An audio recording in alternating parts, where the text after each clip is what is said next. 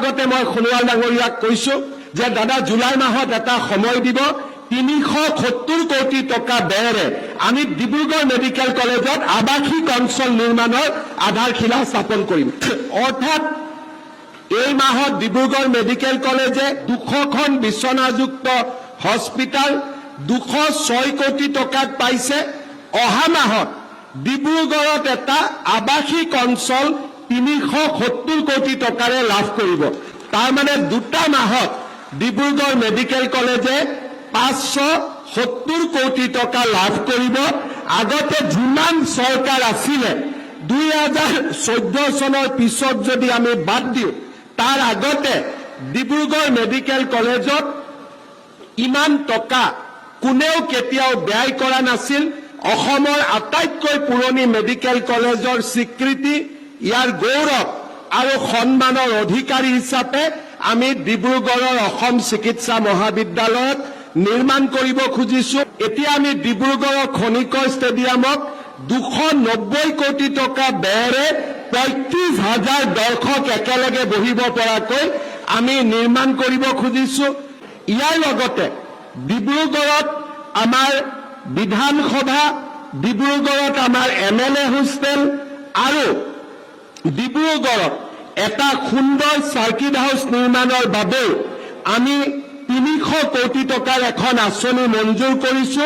যোৱা 27 এপ্ৰিলত কেন্দ্ৰীয় মন্ত্ৰী সোণোৱাল ডাঙৰীয়া আৰু প্ৰশান্ত ফুকন ডাঙৰীয়াৰ সৈতে আমি উদ্বোধন কৰা 56 কোটি টকাৰ ডক্টৰ লীলা গগৈ উৰণ সেতু আৰু 60 কোটি টকাৰে নিৰ্মিত বাগ্মীবৰ নীলমণি ফুকন উৰণ সেতু নিৰ্মাণৰ আমি শুভাৰম্ভণি কৰিছিলো।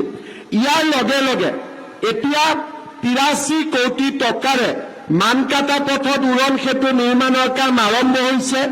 157 কোটি টকাৰে আমোলাপট্টিত উৰণ সেতু নিৰ্মাণৰ কাম আৰম্ভ হৈছে আৰু অতিৰিক্তভাৱে লাহোৱাল বৰডুবি লেজাই কলাখোৱাটো আমি আজি উৰণ সেতু নিৰ্মাণৰ কাম হাতত লৈছো।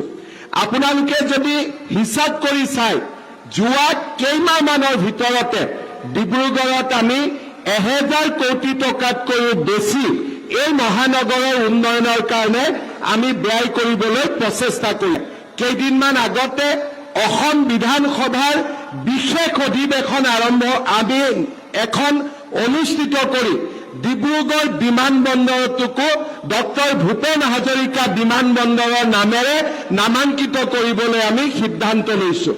আমাৰ ৰাজ্যত দুজন ভাৰত ৰত্ন আছে, ভাৰত ৰত্ন গোপীনাথ বৰদলৈ আৰু ভাৰত ৰত্ন ভূপেন হাজৰিকা। এজন ভাৰত ৰত্নৰ নামেৰে গুৱাহাটী এয়াৰপোৰ্ট আৰু দ্বিতীয়জন ভাৰত ৰত্নৰ নামেৰে ডিব্ৰুগড় এয়াৰপোৰ্ট। অৰ্থাৎ আমি গুৱাহাটী মহানগৰীৰ সমানে সমানে আজি আমি ডিব্ৰুগড়ক আগুৱাই লৈ যাবৰ বাবে প্ৰচেষ্টা কৰিছো।